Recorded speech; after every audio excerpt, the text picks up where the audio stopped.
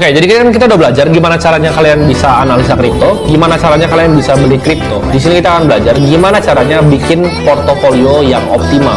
Jadi kita cari risk adjusted return yang optimal. Kenapa? Karena di setiap investasi pasti ada yang namanya resiko. Aturan pertama dari investasi itu adalah untuk memanage resiko. Jadi kalau kalian lihat di hedge fund, mereka nggak ada yang pernah ngomong, oh mau cari cuan sebanyak-banyaknya. Tapi mereka selalu punya mindset untuk meminimalisir resiko yang ada, bukan mencari cuan sebanyak-banyaknya. Resiko sendiri, kalau didefinisikan adalah potensi ketika kita melakukan sesuatu ada yang salah. Di kehidupan kita, itu pasti selalu di mana-mana ada resiko. Kayak misalnya, kita mau berangkat ke kantor, naik mobil, itu pasti ada resikonya. Resiko ketabrak. Pasti ada orang yang naik mobil, tabrak dan meninggal.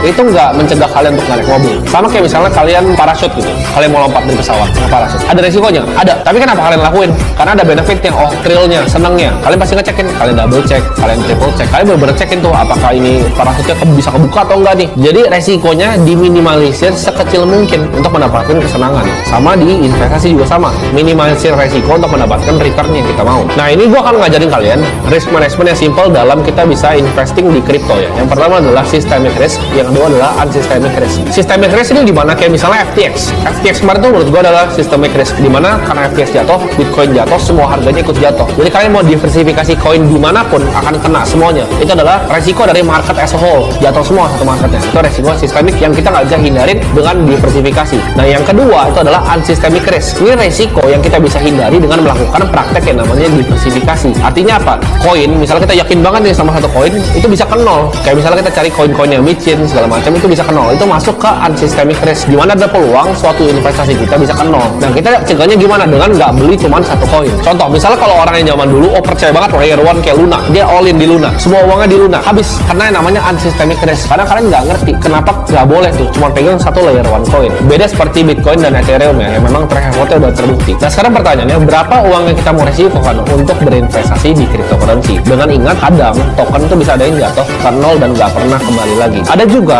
token yang bisa dia jatuh dulu, ya kan? Kita udah panik, kita udah jual, dia baru terbang. Nah itu resiko juga, unsystemic risk juga. Goal dari investasi di kripto adalah untuk mendapatkan risk adjusted return yang optimal, bukan return setinggi-tingginya. Dengan meresikokan semua yang kita punya. Invest only yang lu bisa hilang, dan kalau hilang itu nggak apa-apa. Ini gue mau kasih contoh dua orang ya, Johnny sama Budi. Johnny misalnya sama Budi sama-sama beli Bitcoin sekarang di harga 260 juta. Terus turun tuh harga Bitcoin tahun depan ke 210 juta. Minimal Johnny ini orangnya santai. Ya, Johnny kayak yowes lah, ini duit juga gue nggak pakai gitu kan, nggak apa-apa 210 juta. Nah si Budi uangnya dari 260 juta, sama belinya sama Johnny barengan belinya. Tapi tahun depan si Budi ini harus nikah, tapi dia pakai dana nikahnya untuk beli Bitcoin dengan harapan ke 300 juta. Begitu di 260 ke 210, Budi kan tetap harus nikah, masa nggak jadi nikah kan sama calon bininya.